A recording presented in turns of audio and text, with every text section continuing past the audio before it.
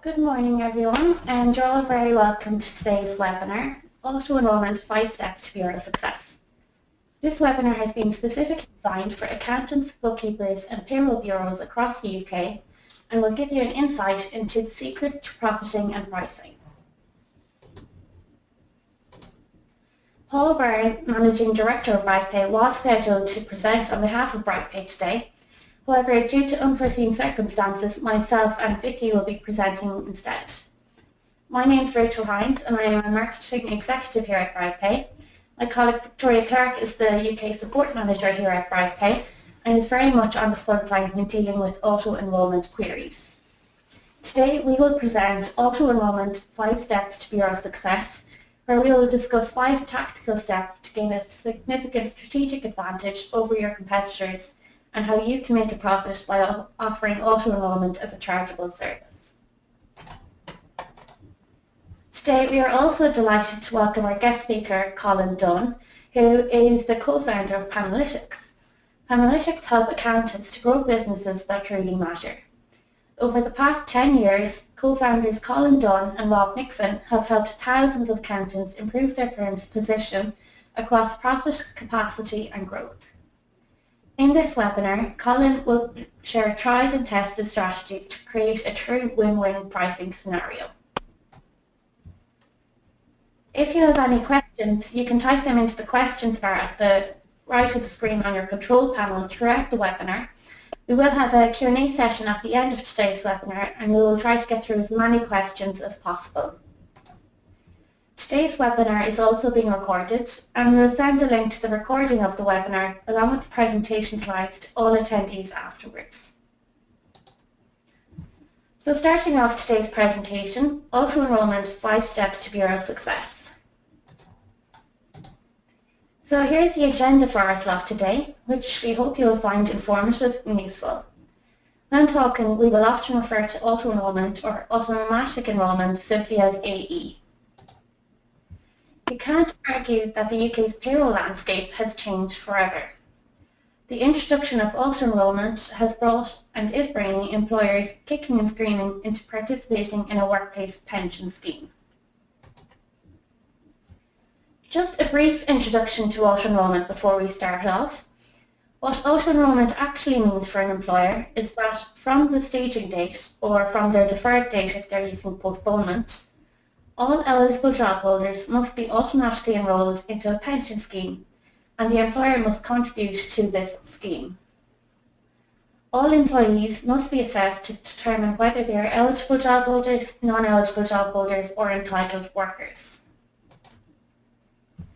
Eligible job holders are those who are aged between 22 and state pension age, earn above the earnings threshold which is currently £10,000 per annum, and work or ordinarily work in the UK. Eligible job holders have the option to opt out after being enrolled. All other employees are either non-eligible job holders or entitled workers, and they can choose to join a workplace pension scheme. Basically, auto-enrolment is something that is optional for the employee but mandatory for the employer. With auto-enrolment comes a number of employer responsibilities. A pension scheme must be set up with a qualifying pension provider, and this should be done in advance of your staging date. This should not require a great deal of time to complete. If you have no eligible job holders, you can hold off registering with the pension scheme until you need to enrol someone. Next, the workflows must be assessed at your client's staging date, and all eligible job holders must be automatically enrolled into a workplace pension scheme unless postponement is being used. All employees must receive communications within 6 weeks of the staging date, not just those who have been enrolled. You must notify eligible job holders, non-eligible job holders and entitled workers of how auto-enrolment and how it will affect them. Apparently, some employers believe that if they choose to postpone all employees for 3 months at their staging date, then nothing needs to be done in that 3-month period. This is not the case, as all employees must receive a communication within 6 weeks of the staging date, stating that they have been postponed and explain when they will be reassessed. If this communication is not issued, then the postponement effectively never happened, and enrolment must be completed retrospectively back to the staging date, which will in itself be a nightmare. There are also a number of ongoing employer duties, such as handling opt-out and opt-ins, making deductions and contributions, monitoring employees each pay period, and sending a contribution file to the pension provider. Employers, or you on their behalf, must complete a declaration of compliance within 5 months of the staging date, and this is to notify the Pensions Regulator that they have complied with AE. Looking now at how auto-enrolment affects small and micro employers. Auto-enrolment is being rolled out in stages across all employers and started with the larger employers in October 2012. By October 2018, all employers will be required to offer workplace pension schemes to eligible workers. New employers or new PAYE scheme users will begin to reach their staging date depending on when PAYE income was first payable. These employers will have a staging date of between the 1st of May 2017 and the 1st of February 2018. By the end of September this year, over 230,000 employers have completed their declaration of compliance, enrolling over 6.6 million eligible job holders into a workplace pension scheme. The Pensions Regulator estimates that over the next 3 years, over 1 million small and micro employers will need to act as a result of auto-enrolment.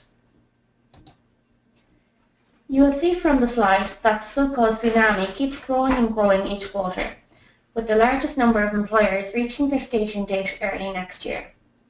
You can also see from the slide that auto-enrolment will affect 170,000 employers within the next 3 months alone. So I'll now pass you over to Vicky for the next section. Many thanks, Rachel, and good morning, everybody. So a lot of companies who have staged before now will probably have had their own HR people or an in-house accountant to help them through the enrolment process. However, for the vast majority of those staging from today, they will have no in-house expertise. These employers may also not have the knowledge or experience to make informed decisions when it comes to their auto-enrolment obligations. According to recent research by the Pensions Regulator, over 50% of micro-employers staging next year have not yet started making plans for automatic enrolment. It is also estimated that 7 out of 10 SMEs will turn to an accountant, a bookkeeper, or a payroll bureau for help with auto-enrolment. Many will leave their preparations to the last minute, and advisors should not assume that clients will come to them prior to their staging date. Advisors will find that a large proportion of their clients will contact them very close to or even after their staging date. With this, you may wish to proactively contact your clients to find out when their duties start. And it is also possible to look up your client's staging dates on the Pensions Regulator's website if you have their PAYE employer number to hand. It is also important to engage with these small and micro employers that have not yet staged to help reduce the number of latecomers. Trying to backdate auto-enrolment can be a nightmare and may result in fines and penalties. Some more interesting research by the Pensions Regulator. Firstly, advisors are stating that almost half of employers do not realise that automatic enrolment applies to them. And 52% of intermediaries feel their clients will rely on them completely to help them through the process. In addition to this, 36% believe that their clients are putting off auto-enrolment and are going to wait until the very last minute to seek advice. With the vast quantity of information available, employers are fast becoming overwhelmed with the entire process. And these clients will require help understanding the implications for them, their employees, and for their business. So here you have a gift-wrapped business opportunity, and this is business that you won't need to go chasing. So it may just be worth just taking a look at penalties surrounding auto-enrolment. So the responsibility for complying with employer duties rests with the employer themselves. The Pensions Regulator will enforce penalties if the employer chooses to ignore their auto-enrolment duties. Enforcement action starts with statutory notices being issued to the employer. This could then be followed by penalty notices, and further non-compliance may lead to court action.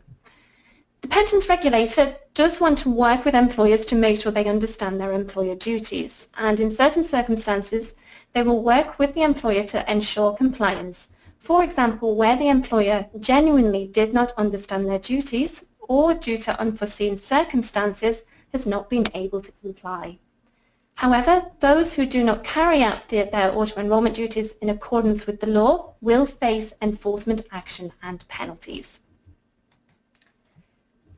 The Pensions Regulator will investigate willful and non-willful non-compliance, and they are within their rights to carry out inspections and request certain information from employers. The Pensions Regulator have a whole array of fines and actions that they can carry out with regards to non-compliance, and you can see those kind of penalties listed on the slide for you. So we won't go through each one in detail, but auto-enrolment should actually be quite easy to comply with, so you shouldn't need to know these in too much detail.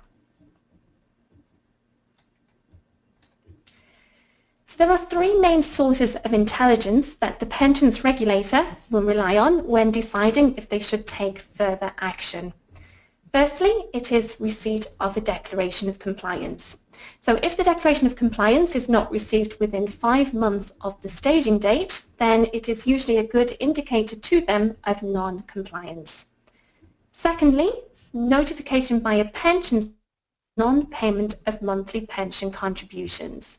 So in such cases, either pension files have not been submitted by the employer, or the employer has simply not discharged the amounts deducted as per these files. And thirdly, it could be down to employee whistleblowing. So for example, if an employee has been advised by their employer to opt out of auto-enrolment, this actually represents a serious breach of the regulations. So to date, there has been a total of 15,000 auto-enrolment cases closed, and this includes over 11,000 compliance notices and 3,000 fixed penalty notices. And a full breakdown can actually be seen on the Pensions Regulator's website with regard to these. You can also be rest assured that these numbers are likely to explode once the small employers come on board and enter the fray. So one of the main reasons for actions by the Pensions Regulator to date is due to employers missing their staging date.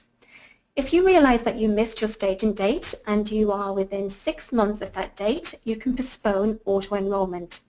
All employees must receive communications within 6 weeks of the staging date relating to the postponement and explaining when they will be reassessed. If this communication is not issued, then the postponement effectively never happened and enrolment must be completed retrospectively back to the staging date. This in itself will be a nightmare. If you are outside of the 6-week period, then it is too late to postpone the staging date. So instead, you will be obliged to assess your staff on their staging date, backdate their enrolment date to the staging date, and also backdate any missed contributions. If this is the case, make sure to complete the following steps. So firstly, get in touch with the Pensions Regulator. The Pensions Regulator issues fixed penalty fines to businesses who do not meet their auto-enrolment duties, and missing your staging date is one of these duties. However, they do treat each case differently, and the quicker you can get in touch with them, and also depending on your situation, the better positioned you will be to avoid a fine. Secondly, you must then register with a pension provider if you've not done so already. So you must choose and register with a pension provider that is suitable for your employees. You should be aware that not all pension providers allow you to set up a pension scheme if you have missed your staging date, so it is worthwhile just checking this with those pension providers you are looking into. Thirdly, you then need to assess your employees. So before you can bring your scheme up to date, you need to assess your staff to establish if they are eligible for auto-enrolment, and any eligible employees need to be enrolled. Next, you must communicate with your employees. So this is another employer duty to inform your staff. So you must communicate with all workers, including non-eligible job holders and entitled workers. And your payroll software, your payroll software should be able to prepare these letters for you. You would then be required to backdate any missed contributions. So for you to become compliant, you will need to pay contributions for all employees who are eligible or who have opted into the pension scheme. Importantly, you will need to pay these contributions as of your staging date. So you will need to use the previous payrolls for any missed periods to calculate any missed pension contributions. And finally, before you can become officially compliant, you will need to complete your declaration of compliance. Thanks, Vicky. I'm now going to discuss the 5 steps to profit from Auto Enrolment. When offering Auto Enrolment services, it is important to undertake these 5 steps to ensure that you provide a successful and profitable Auto Enrolment service. The first step is to minimise costs. To maximise profitability, it is critical to avoid any unnecessary costs which will eat into your profits. When you are preparing your practice for Auto Enrolment, make sure to shop around to find the best payroll tools for your business that won't cost the end of the earth. While many payroll software providers are charging extra for Auto Enrolment add-ons or modules, some are also providing Auto Enrolment functionality at no extra cost. For example, BrightPay has full Auto Enrolment functionality included in all license and there's no additional charge for this. Step 2 is to increase the fees that your clients pay for your services. Unlike the introduction of RTI, bureaus now find themselves in a situation where they can financially benefit from offering Auto Enrolment as a charitable service to clients. With the added workload required to process AE, it is inevitable that clients should expect to pay more for the extra work provided. By offering Auto Enrolment as a chargeable service, bureaus can provide added value to existing clients. If you are already doing their payroll for them, it is unlikely that they will want any part of the AE process and will prefer to leave it all to you. By offering a related service as an upsell or cross-sell, it can become part of your strategic growth plan. This is a great way of increasing revenue for the same number of clients. Auto Enrolment further provides a competitive edge to you over other bureaus that refuse to provide AE services to their clients. This will, in turn, increase the possibility for you to bring new clients on board. If you are a company that offers other services such as tax returns, bookkeeping, audits, tax planning, HR services, etc., you will have an opportunity to cross-sell these services to these new clients. You will find that employers will be happier to consolidate all their outsourced services to one person or advisor. However, finding the right pricing strategy will be a key factor to increasing profits. If the price is set too high, clients may go elsewhere, or if the price is set too low, the opportunity to increase revenue may be missed. A clear pricing structure will allow any bureau to accurately cost and schedule the work involved for each client. By offering a range of pricing packages, clients can evaluate each one and choose the package that most suits their needs. Be sure to increase your prices enough so that you won't have to do it a second time the following year. To help with this, we have put together an Auto Enrolment guide, how to increase charges for AE without losing clients, and this can be found on our website. We will also include this guide in our follow-up email to all attendees. Step 3 is to communicate with clients, which we've already kind of focused on. Advisors will find a large portion of their clients will contact them very close to or even after their staging date. It is important to engage with small and micro employers that have not yet staged to help reduce the number of latecomers. As Vicky mentioned, the first thing to do is to find out your client's staging date in order to start planning accordingly. It is possible to look up your client's staging date on the Pension Regulator's website or by using BrightPay's integration tool. You need to be proactive and notify these clients that you are open for auto-enrolment business. It is important to communicate what services you are willing to offer and the price increase for doing so. The way in which you communicate with clients about your AE services will play a big part of your success strategy. Early and clear communication is key to successfully increasing prices. Your customers will take the news a lot more graciously compared with suddenly springing it on them. It is natural for your clients to be cautious when they are told that the prices are increasing. However, you must be confident in outlining the additional work and expertise required to process auto-enrolment. By explaining your price increase and justifying the benefits for your clients, you will naturally become more successful. Clients will accept the change if they understand the reasoning behind the price increase. You could meet with clients and outline exactly what is involved in auto-enrolment and then let them choose how much work and responsibility that they want to take on. You should set out clearly the respective responsibilities of you and your client. For example, it is important to point out that the client is responsible for keeping correct records of staff earnings and age and for making payments of pension contributions on time. A good idea would be to send clients a pre-assessment overview or report in advance of staging. This tool is available free of charge with innovative payroll software packages. In BrightPay, the pre-assessment report will give you an estimated snapshot of what auto-enrolment might look like when the staging date is reached. The tool uses pay amounts from the current pay period to give the employer an idea of how much auto-enrolment will cost each pay period. The report will give you a breakdown of each employee's worker category, along with their pensionable earnings, their qualifying earnings in the pay period, and the employee and employer contribution amounts.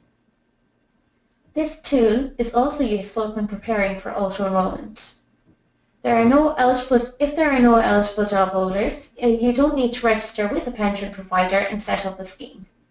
This tool will allow you to avoid unnecessary auto-enrolment tasks, saving you both time and money. After staging, this tool allows you to perform a post-assessment report, which gives you a snapshot of what auto-enrolment looks like at the time of staging. This includes details of worker categories for each employee, the assessment dates, and the postponed employees. And this report will come in handy when completing the declaration of clients with the Pensions Regulator. Step 4 then is to avoid auto-enrolment penalties and fines. As Vicky mentioned previously, there are a number of fines and penalties that may be enforced by the Pensions Regulator. Clients outsource to you because you have the knowledge and experience required to process auto-enrolment. Make sure to retain this professionalism by avoiding penalties and fines. When offering auto-enrolment services to clients, clearly state who is responsible for each of these auto-enrolment tasks. Confusion over respective responsibilities, such as the declaration of compliance, is a key reason for non-compliance penalties. Finally, step 5 is to make sure you automate and streamline AE tasks. Having the right tools will play a vital role in ensuring the success of auto-enrolment. Without the appropriate systems, bureaus will need additional time and resources to cope with auto-enrolment. The Pensions Regulator urges bureaus and employers check with their payroll provider to ensure that they will correctly identify the duty you have to each employee and to see if the system will support the requirements of auto-enrolment. Automating these tasks provides a massive competitive advantage for bureaus' payroll world. By automating the EE process, you will reduce the amount of time you spend handling each payroll client. The faster you process each client through auto-enrolment, the more you will increase productivity and revenue.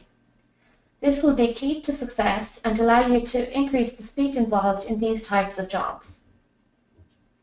Auto-enrolment can be automated by payroll software. With a combined payroll and auto-enrolment solution in place, bureaus will benefit from greater efficiency, increased value, and improved cost savings.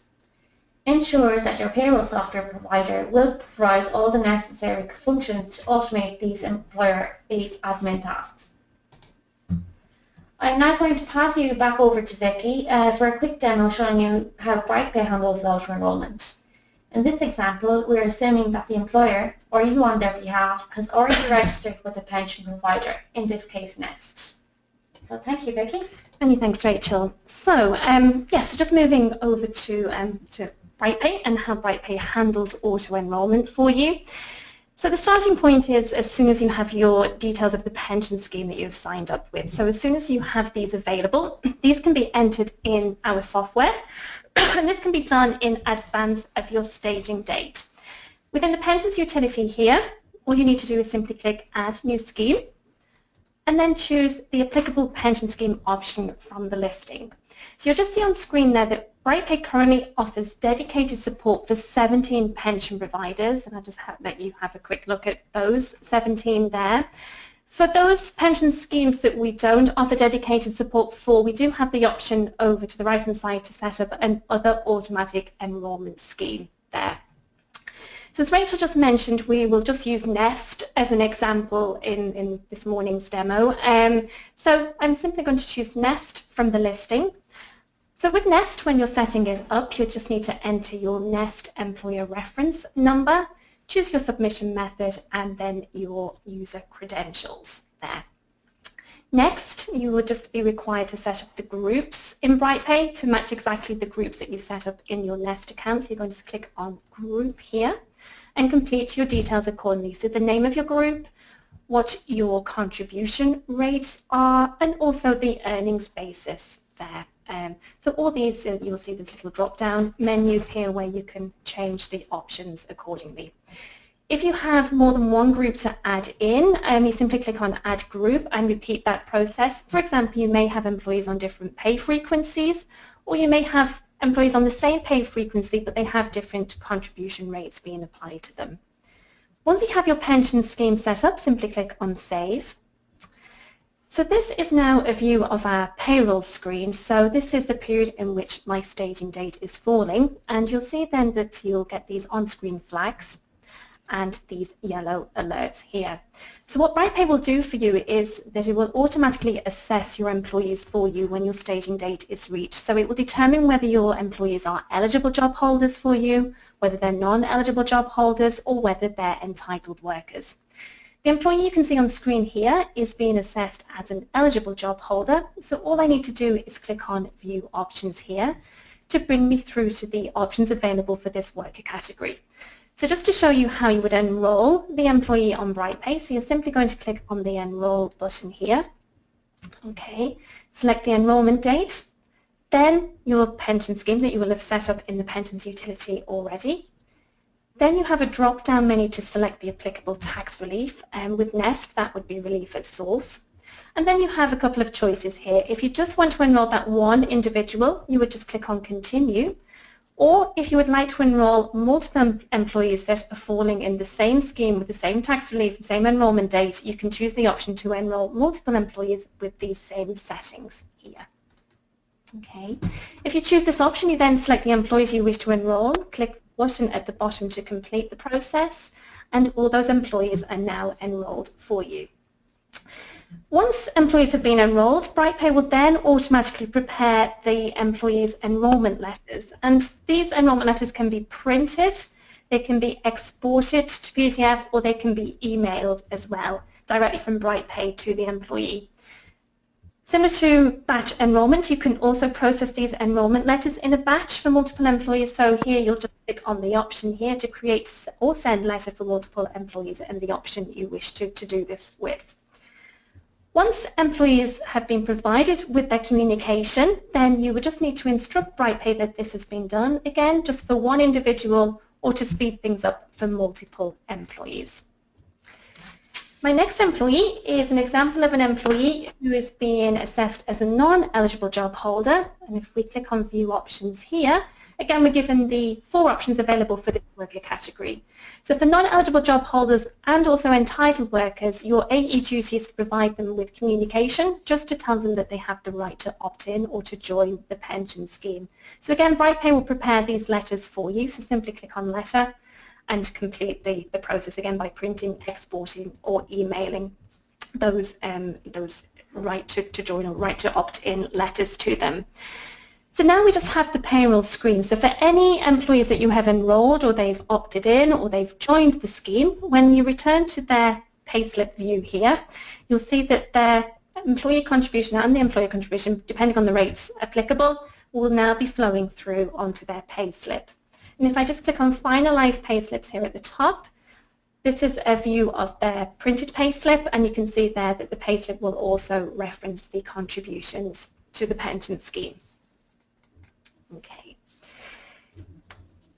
So once you have finalized the payslips, BrightPay can then prepare the pension files for submission to the pension providers. So as mentioned, we provide dedicated support for 17 pension providers. By dedicated support, we basically mean that we can prepare the relevant pension files for upload or submission to those pension providers themselves. So BrightPay will prepare the files in the relevant format for you. With Nest and Smart Pension, which are 2 of the ones we offer dedicated support for, we also have an API option, and that basically means that you can use BrightPay to submit your pension files directly from the software, so directly from BrightPay into Nest and Smart Pensions portals, directly similar to an RTI submission. So it would then kind of eliminate the need to save the file and then log into your pension provider's portal and upload the file. So I'll just show you how that works with Nest. So with Nest, they first require an enrolment submission to be uploaded into them. So within my pensions utility here on my menu bar and under Nest, I'm going to click on Enrolment Summary, and then over on the right-hand side to send the enrolment submission. So I'm going to click here. So there's 3 steps involved. So at step 1, I'm going to select the employees that I wish to include in the submission, click on Next. At step 2, just complete any additional information being asked of me, so what my payment source is with Nest, their enrolment type, whether they're an overseas national, requiring awaiting an NI number. Click on Next, and at step 3, I'm just literally going to click on Send Now, and that will go straight into the Nest portal for me. And on receipt, you will then receive a confirmation message back into BrightPay to say that Nest have received that successfully.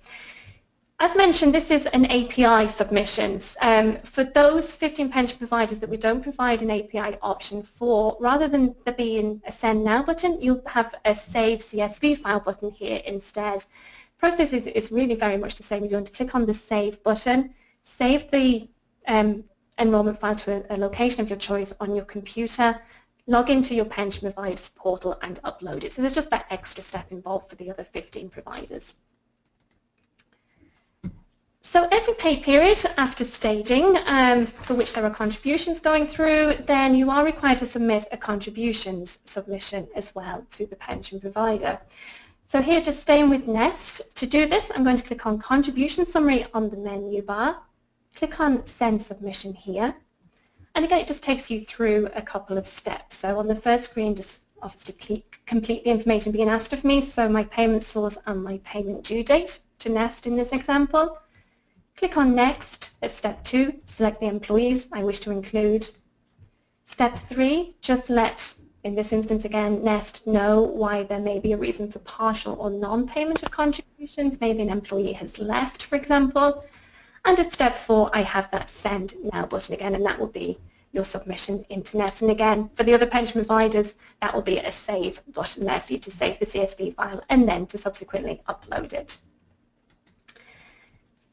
So just to go back to the employees, so once an employee has been enrolled or they have opted in, should that employee opt out within their opt-out window, BrightPay can also handle the opt-outs for you.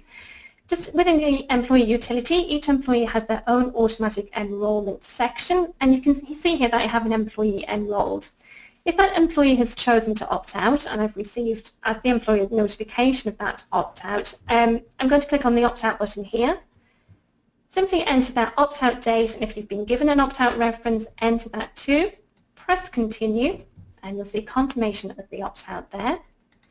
And in the next pay period that you process for that employee, if that employee has made any contributions to date and they're still within their opt-out period, then you'll see that refund of pension contribution coming back too. And you'll see just on the right-hand side as well, any employer contribution will be flowing back to as well as a refund.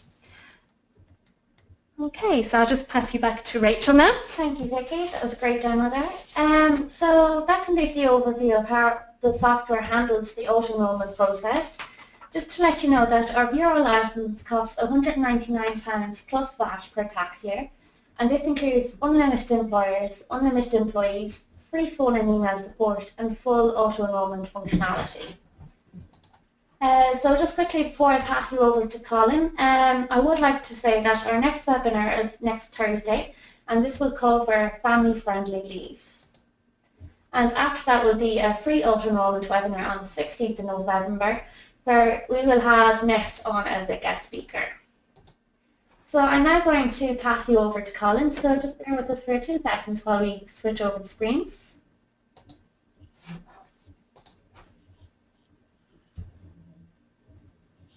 All right. How's that looking, Rachel? If just 1 second now. Yeah, perfect. We're good? Brilliant. Okay. All right. So thanks everyone for staying around. Get that, and thank you, Rachel, and thank you, Vicky, for a very, very comprehensive overview of the compliance requirements there of AE. And listening as an accountant myself, and I trained and qualified as an accountant. I spent almost 10 years with a firm in the United Kingdom. Now I'm actually joining you from Australia, where it's 7 minutes past 8 on Wednesday evening, and I tend to forget after 20 years being out of the accounting firm how much compliance there is for accountants. And one thing that was going through my mind as I listened into what Rachel and Vicky were saying there was, imagine if your client was sitting in on the webinar there and trying to figure their way through this. And the reality is, for most clients, they just don't understand this stuff. And that's why you as the trusted advisor really need to help the clients and to guide them through. And so if you think about the perception of the value of this particular service, so the auto enrollment work that you're going to have to be doing here, in the eyes of the client, this is a grudge purchase again, so another imposition that this time the pension regulators put on them.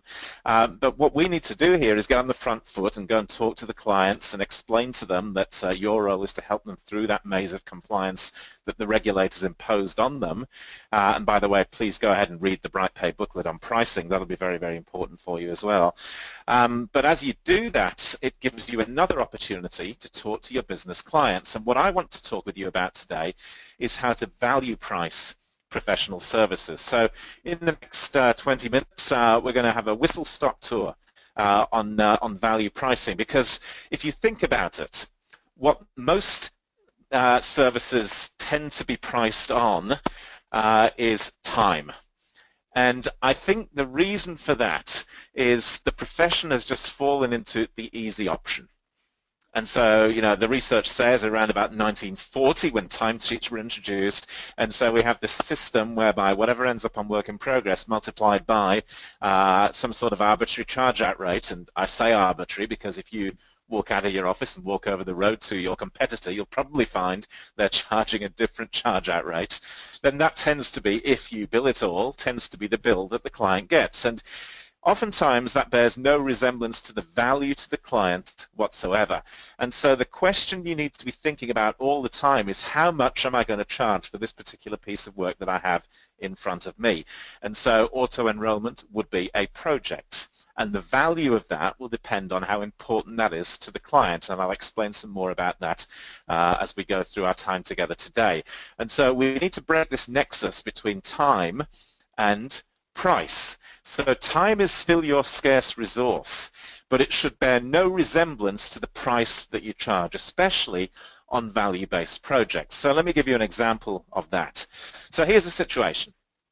Imagine you've got the client coming in. The client says to you, I've got £500,000 in revenue, I've got a profit of 125,000, this is a retail shop, and the reason they need to talk to you is they say the bank has said we need a budget and cash flow for the next 3 years. And so when I put this case study in front of accountants and I asked the question, what would you charge? You know, the prices would range between, you know, zero, because the client obviously has a cash flow problem, so they couldn't afford to pay me anything, and maybe £1,000, £2,000. I was in London in July, and we had this conversation, and that was about the range. Wherever you go in the world, similar sort of situation. But what we're missing here, rather than knee-jerking and just doing the work and billing whatever's on WIP, what we're missing is asking the client some questions. And so the first question we need to ask is, well, why would the bank need that? And in this particular case, the client says, well, the bank wants it so they're confident that I can support the existing £50,000 overdraft and the new working capital loan. So now we've got some context. And I just want to leave that there for a second, and I'll come back to this particular case study towards the end of my time with you this morning. So as you think about that, and you think about how much would you charge, and you know, if there are 2 or 3 of you sitting around the phone or the computer listening into this webinar, just have a chat amongst yourselves and write down some numbers. It'd be interesting just for you to figure out what would the range be in your firm. But as you're doing that, there are probably some limiting pricing beliefs that are going around your head.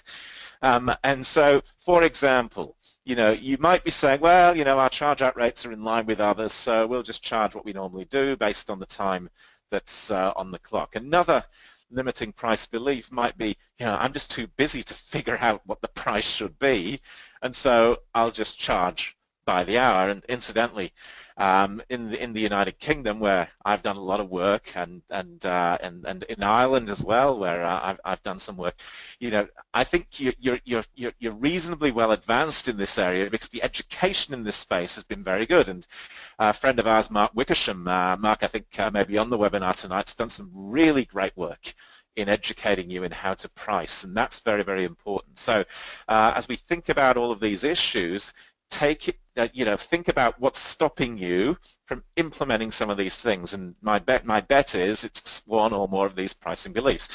Most of us default to this situation here. Well, it'll probably take me about 5 hours, and if I charge, you know, £100 an hour, there's £500. Bang, there's the fee.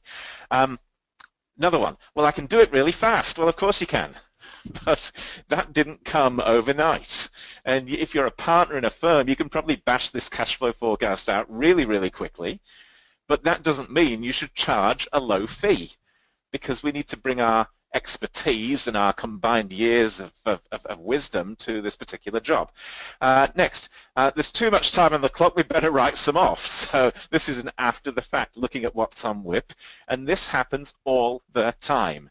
So in this particular market where I am right now in Australia, in 2006, my business partner Rob Nixon and I started talking to accountants about pricing and efficiencies and workflow and write-offs, and our observation was in the typical firm, write-offs ran at between 10 to 15%.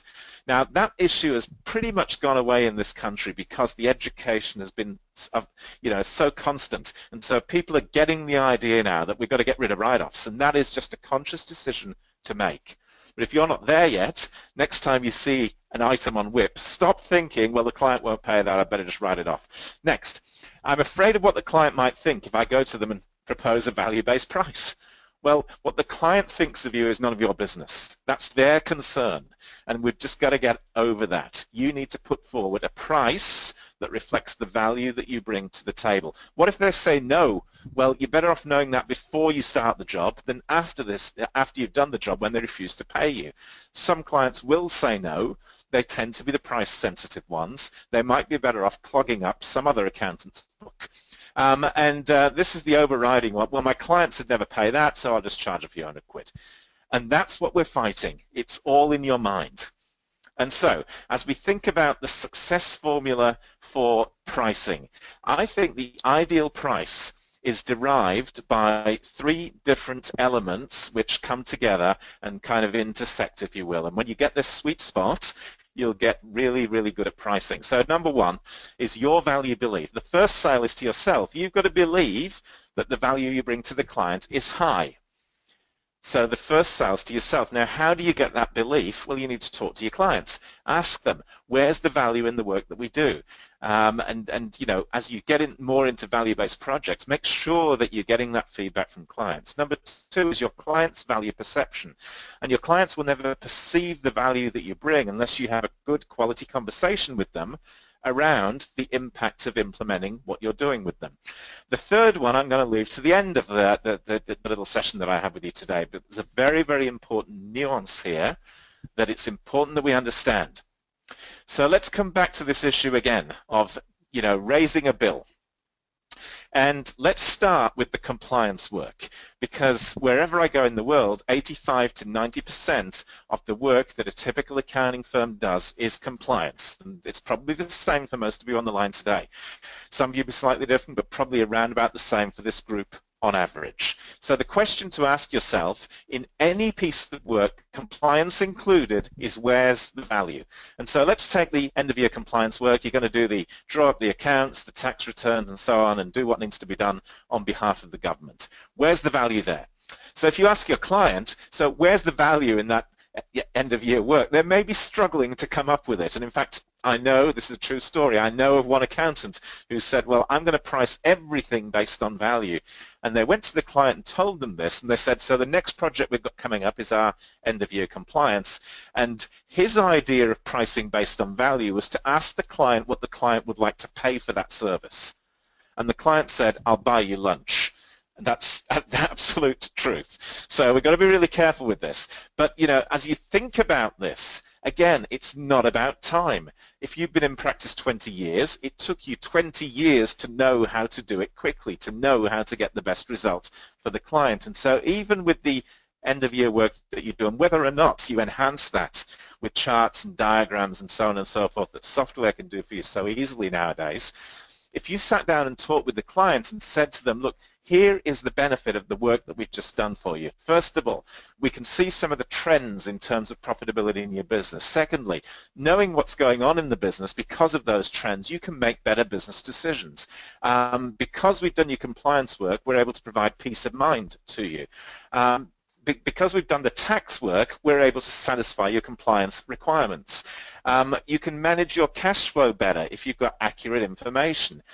Once you start to take some decisions and do some planning around this, you can start to dovetail your lifestyle goals into your business goals. We can keep you out of jail by doing what the government requires you to do.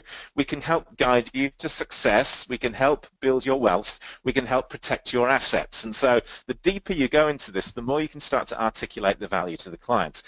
However, having said that, it's my bet that if you sat down with a client before you did the compliance work and said, let me tell you about the value we bring when we do this, you're probably still only around a 5 or a 6 out of 10 on the value meter. And so that's why I really caution you in trying to value price compliance work. Certainly price it up front, but don't try and price based on value. In terms of pricing, here are 11 keys to consider in terms of pricing. I'm going to go over these really quickly because I've got some important material I want to share with you. First of all, I've said this 3 times now, understand time does not equal value. If that's the only thing you take from this, take that and really make sure that you implement that. Number 2, pricing up front versus value pricing. With compliance, I suggest you price up front, which means you look at what it took last year. Is it about the same? Yep. Okay. So we know what the price is going to be. Before we start the job, we say to the client, we're about to start. The fee is X. Is that okay with you? Now the client has certainty around the fee and you're incentivized to do the job more quickly. You'll get efficiencies just from that. Number 3, you need to understand how to introduce pricing up front to clients. And just as a really simple example here, if the client says to you, do you know what, you've been doing it the old way for years, it seems to work well, why would we change? Then your response should be something like this. Well, over the last couple of years, we've had some new clients join the firm and they've asked us to give them and we've been able to do that and they've really enjoyed that, and so we thought we should offer you that option as well. And so scripting will help you with that. How do you come up with the upfront price? With compliance work, you pretty much know what it's going to be if you've done the job for 3 or 4 years. If it's a new client, rule of thumb, what the last year's accountant charged, add 25%, that's a good guide because they're probably undercharging. For value-based work, I'll give you some more on in the next 5 minutes or so. Number 5, understand that one of the key benefits of pricing up front is to take time out of jobs. You now are incentivized to do the job more quickly. That'll give you the capacity. Number 6, the key is understanding value pricing. What is it? So essentially, it's all about understanding that your fee is commensurate with the value that you create to the client. And I'll give you a little bit more on that as well in the next 5 or 6 minutes. When is the price right? It never is. And so essentially you pick a number. But, you know, keep increasing your prices, and the price is only right just at that moment before the client says no. And so if the clients keep saying yes, you're probably too cheap. So that's a rule of thumb there. Unfortunately, we don't quite know where that point is, but keep pushing it until you start getting some pushback. Number 8, you need to get good at value articulation, so explaining your value. And the process I'll give you will help you with that. Number 9, we need to be in the moment. Every time we're talking to clients, identifying value-based projects. And so when you're talking to the clients and you happen to mention, you know what, sales have fallen off, there's an opportunity right there. Would it help to find out why that might be? There's a project, value-based fee it. Number 10, how do we sell value-based projects? I'm going to give you 8 keys to that in the very next slide. And then number 11, how do we pull all this together to seal the deal? So if you understand those 11 points, which we have in a training program, which I'll talk to you about, then you can really get good at this very, very quickly. So let's talk about this meeting that you might have with clients where you're going to identify value-based projects. I want you to think of 8 steps here to the meeting. The first step is asking really, really good questions, but firstly to identify who are the decision makers. And so imagine you've got a prospect, you've been referred to a prospect, and you're sitting down with the prospect's names are John and Mary. And we say to them, John, Mary, great to be with you today. Really thrilled that Terry at the bank referred you to us. Let me ask you, if at the end of our time together today we both decide that we're right for each other, can you make that decision to work with us today, or do we need to get other people involved? That's how we determine if we've got all the decision makers in the room. Next, the BQs are the background questions where we're asking the client to give us some background. This will establish the current situation. So when you started this business 8 years ago, where did you think you'd be today? That will open up a lot of dialogue where the client will tell you all of the issues as to where they are. Number 3 is the MQs, the motivation questions. What's motivating the client? What's driving them? Is it money? Is it profit, or is it top line that's more important to them? Or is it cash flow? Or is it time away from the business? Or is it getting the business ready for sale? The PQs are all about the problems. So what's been stopping you from achieving what you want to achieve to date? And it's usually time or money or the wrong people. They'll tell you what that is. Next to the measurement questions. And here what we're asking is, so tell me, how would you know you're on track towards achieving your goals? You know, if a client says to me, I want to double my profits, I'm going to ask, in what time frame? And if they say, well, 3 years, my next question is, so tell me, in 12 months' time, where would you like to be to show you that you're on track? That's a measurement question. Next is a value question. So the value-based questions get to the heart of the matter.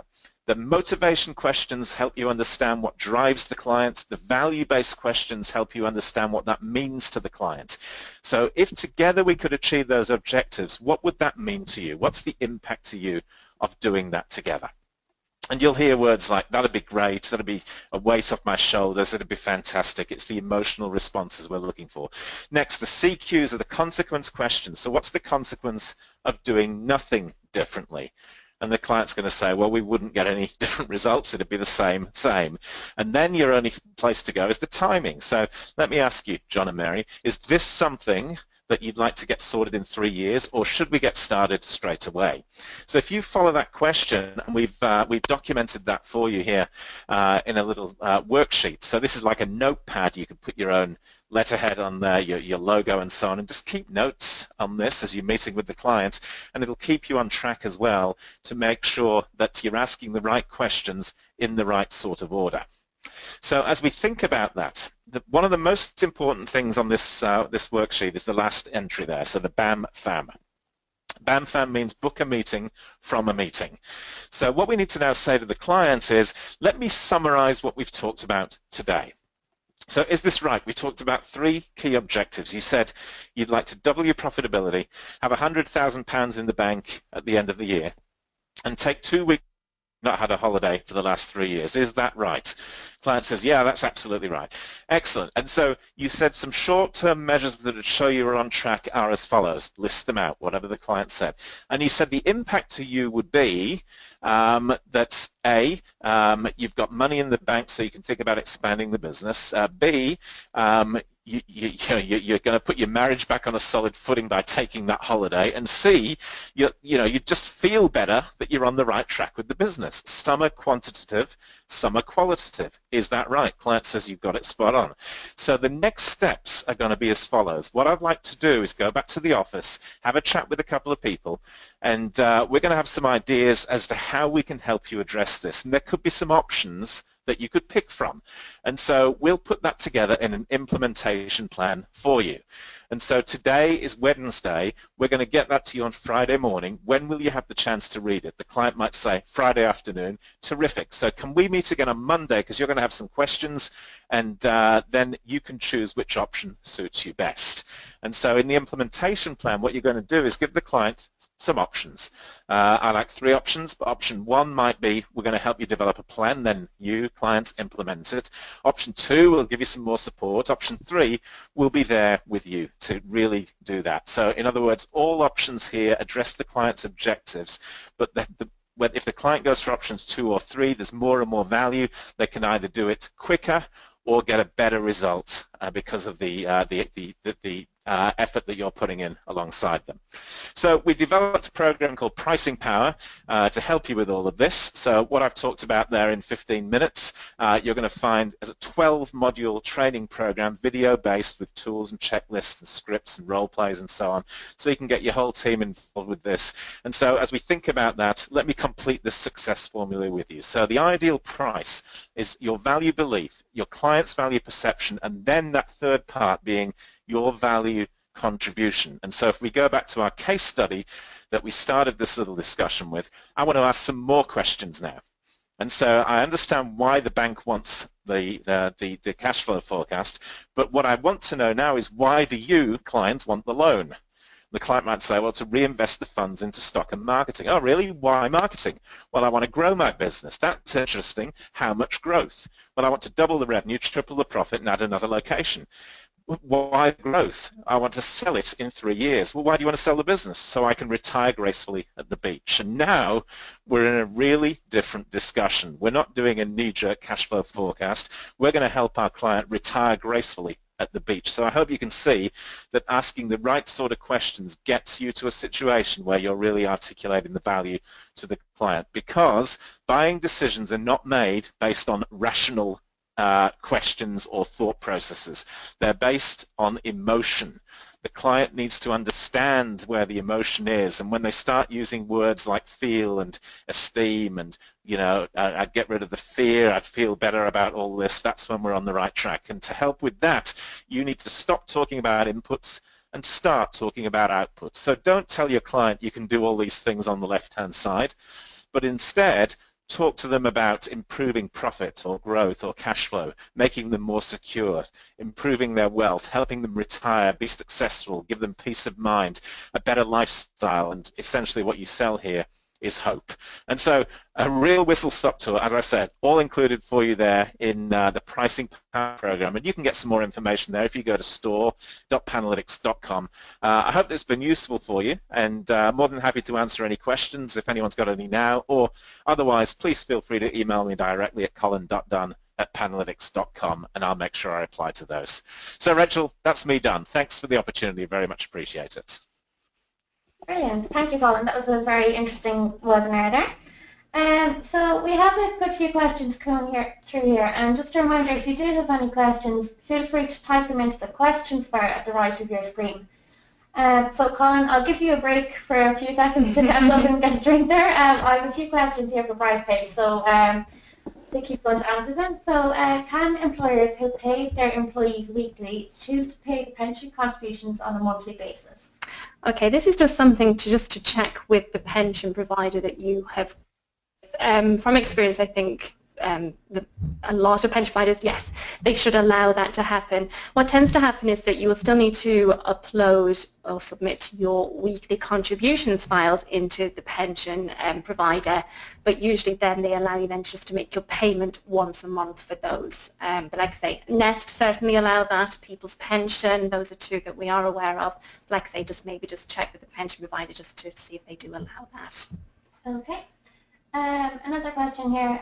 Is the employer liable to backdating the employee contributions also, or just the employer contributions? As it may seem unfair that the employee has to backdate contributions, although it's not their fault. Okay, yes, this is just referring to what we talked about where you may miss your staging date. Yeah, I mean, it's certainly something that we've experienced this firsthand really with some clients, in that the pensions regulator can certainly instruct an employer to cover the employee contribution. So if the staging date has been missed by a good while, yeah, an employer can be made liable for the employee contribution too. Okay. Are there plans to be able to send enrolment submissions with other pension providers, for example, People's Pension? Okay, we did receive confirmation recently by the People's Pension that they're currently trialling an API option, so basically where you'll be able to submit your pension files directly from software into their portal. It's being trialled at the moment, and they did seem to think that hopefully it might be good to go beginning of next year. Now obviously we're very much in their hands, they have to kind of come to us when it's all ready and then we need to implement it, but People's Pension is definitely one that we do know of. The others, as yet, I think there are a few of them in development. They're in development, yeah. Another kind of question similar to that, will you be adding different pension providers, or can you add additional pension providers to BrightPay? Certainly we hope to be adding more pension providers. The 17 we have at the moment, I mean, we tend to add them in due to demand, so if we get quite a lot of requests for a certain pension provider, then at that point we then go about bringing it into the software for you. What we would always say to our users, to our customers, is that if you have a particular pension scheme that we don't cover, by all means give us a call, email us, ask us. The more, as I say, requests we get in, the more likely we are to bring that in. But yeah, definitely the list isn't final, we hope. Okay. Going back to Colin here, there's someone wondering if the slides are available. So I know I have a copy of the slides and I can include them in the follow-up email to all attendees. Yep, no problem, Rachel. Okay. Another few questions here for you, Colin. How do I increase the price where I've been writing off time for years? Yeah, good question. That's one we get all the time. So, you know, I mentioned this issue of write-offs, and imagine you've been in a job for 3 or 4 years and you look at it and you've had 15% write-off for 3 or 4 years. The way to do that is just use a script. So we go to the client and we say, look, we've been doing some analysis on our firm, and what we found is that unfortunately you've been underpaying us for the past 5 years. Now, we're not going to put that right with one big bill, but going forward the price needs to be here, otherwise I'm sorry, we can't do the work anymore. Now, that takes some courage to do that, and will you lose some clients? Yeah, you will, but they're probably the wrong sort of clients for your firm. So that, you know, we need to take a strategic decision to get the clients paying the right sort of price, and you'll never do that unless you actually have a conversation with them. Okay. Another one here for you, Colin, as well. What is the most important thing to consider when pricing based on value? Yeah, so I think the most important thing is that first sale is to yourself. You need to believe that you're bringing value to the table, and you'll only do that I think when you get 3 things. So first of all, when you follow the process, so you're asking the right questions and really uncovering what the client's needs are. Number 2 is you genuinely care about the client, and so you know you're focused on the client, you're listening in the meeting, you're not checking your email and answering text, but you're drilling into the issues and finding out what it is that the client actually wants to achieve. And I think number 3 as well is as in terms of setting a price, if you think about it, if the client quantifies some value to you and you can demonstrate to the client that they can get a really good return on their investment. So say, 10-to-1 return or a 20-to-1 return, whatever it might be, they can't get that sort of return anywhere else. Why wouldn't they invest that with you? And I think with those 3 keys, you're going to be able to really provide good value to the clients. Brilliant. Okay, Angela is asking here, who are the 17 providers that you have for Auto Enrolment? So back to you, Vicky. And yeah, Rachel's just going to bring the slide up for you there, Angela, because I'd never been able to remember the 17 off the top of my head. But there they are on screen for you, all in alphabetical order for you there. So those are the 17 that we currently provide the dedicated support for. And as we just mentioned, if there's any more coming across and this seem quite popular, please do let us know. Often it's just really us getting the file specification and we can work with that. Okay. Another question here for Vicky. Does BrightPay offer a service whereby payslips can be emailed to employees each pay period? And is there a charge for this service? Okay, so BrightPay itself, the actual software within the payroll utility does provide the option as well as printing payslips or exporting payslips. You can also email payslips. So they go directly from the software and they can go directly to the employee there. So there's no service as such that we need to offer as an added charge there. It's all provided in your license cost there. They can also be password protected as well, just for, on receipt. Okay. Another one here, Auto Enrolment in general. Do sole directors need to comply with Auto Enrolment? Okay, director-only companies are exempt from Auto Enrolment. What you will just need to do is let the Pensions Regulator know that you are exempt, and you can do that on the Pensions Regulator website. Okay. Back to you, Colin. There's a few more coming through here for you. How do clients typically respond when you change the pricing up front? Oh, they love it. So almost without an exception there. So the things that they tell you are, it's about time you came into the real world. That's, the thing that they say. Secondly, this is great because it allows us to plan. So in other words, we know what this is going to cost up front. I think, as I said during the time that I took on the webinar here as well, once they understand they're not a guinea pig and that others have gone there before them, it makes it a really easy decision for them to take. And as long as you couch it in terms that's of value to the client, so the reason we're doing this is so you've got some certainty around the fees, so that you can plan, so that you don't get any surprises after the event, I think you'll be absolutely fine. Okay. There's another one coming in here for BrightPay, and I'll take this one.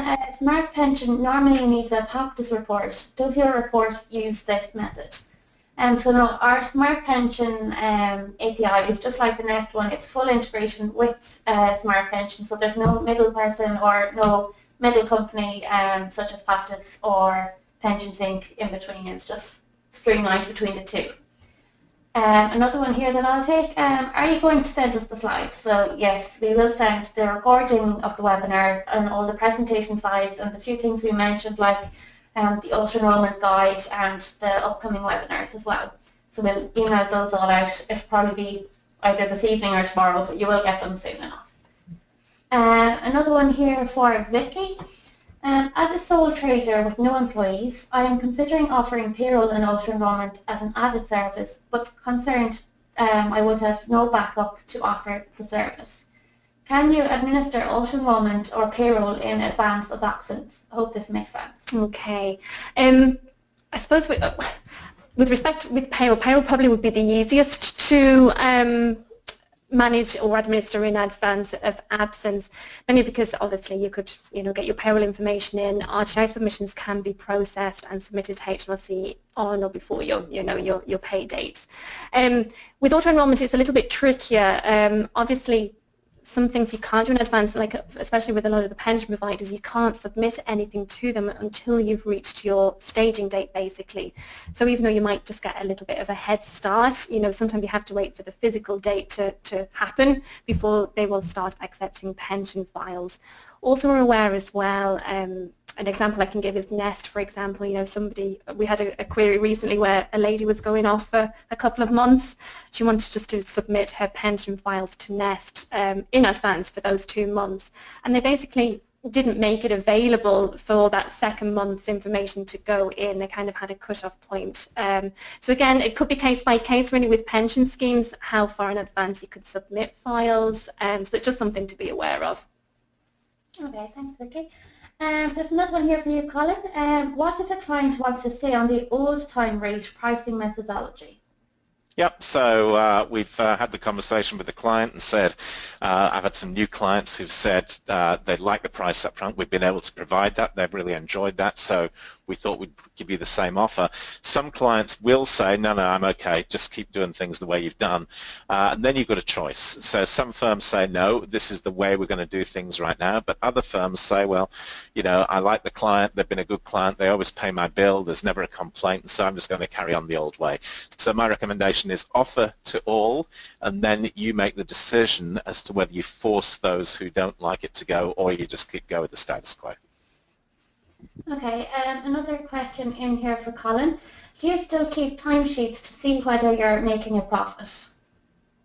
Absolutely, yeah. So I strongly advise don't throw away your timesheets. Don't use them to price, but you absolutely should use them to tell you how much the job is costing. And specifically what I'm looking for there is how many hours are on the job, because each year I want to become more efficient, be able to take time out of the job.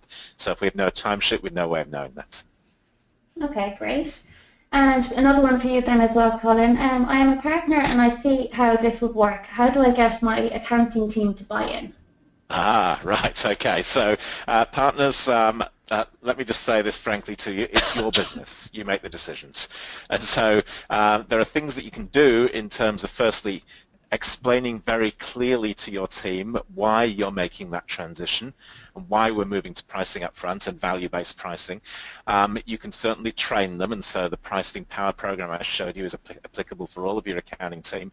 But thirdly, at the end of the day, if you've got someone on the team who's pushing back and saying, well, we're just not going to do that, then you've got to say to them, no, that's the way we're doing things here. It's your firm, you run the business, you make the decisions. Brilliant. Another question coming through here, and I'll take this one again. I've heard about BrightPay Cloud. Can you explain more about what it is? So essentially, BrightPay Cloud is an add-on, an optional add-on to the current software. So you do still have to have BrightPay on your desktop to run the payroll. However, BrightPay Cloud is an automated backup, which will automatically back up your data every 15 minutes, just so that you won't lose it, and it can be restored back to any time. Also with BrightPay Cloud, there is a Bureau client self-service portal where accountants can add their clients as a user. And essentially this will allow the client to log on and view the payroll reports, HMRC payments, and the schedule for when they have to be paid. And as well with this, the employees have a self-service. So employees could log on their smartphone or their laptop or their Mac or tablet even, and essentially it allows them to view a history of all their payslips, so they won't need to be contacting you if they're applying for a mortgage grant and where they need a full history of their payslips. They'll have all their payslips there, and they'll have an employee calendar, and with the calendar they can sorry, I'm losing my train of thought here. With the employee calendar, employees have the option to request annual leave through the calendar. So the employee might request annual leave, and next thing the employer will come on and choose whether they wish to accept or decline the leave, and the employee will get notification of the response. And this leave will automatically be added to both the employee's calendar, to the employer's calendar, and also to the BrightPay calendar on the accountant's desktop, so that when they're processing the payroll, there's no need to be passing over back and forth between the employer and the bureau, trying to figure out, oh, well, this person was off this day or that person was sick another day. So it's just very streamlined and everything's automated with it. We do run demos of BrightPay Cloud, so if you are interested in that, please let us know and we can arrange a time for you to join us. Another question here, does a pension file have to be submitted, or can the client enter the details manually online? Okay, so you tend to find that, yeah, pension providers will offer both options. So yes, either or basically. Where both options are offered, all I would say is that I suppose I suppose you would make it clear who is going to be responsible for submitting the pension information. Will it be the client? Will it be yourself? So, as you know, I suppose as long as you have clear guideline who is responsible so that you don't miss any pension submissions there. Okay, thanks, Vicky. So that's all the questions that have came through today. If you do have any other questions, feel free to email us. I'd just like to say thanks to everyone for joining us, and apologies we've ran slightly over time. And thank you, Colin, as well, for your presentation today. It was great. My absolute pleasure. Thanks, everyone. Okay. Thanks now.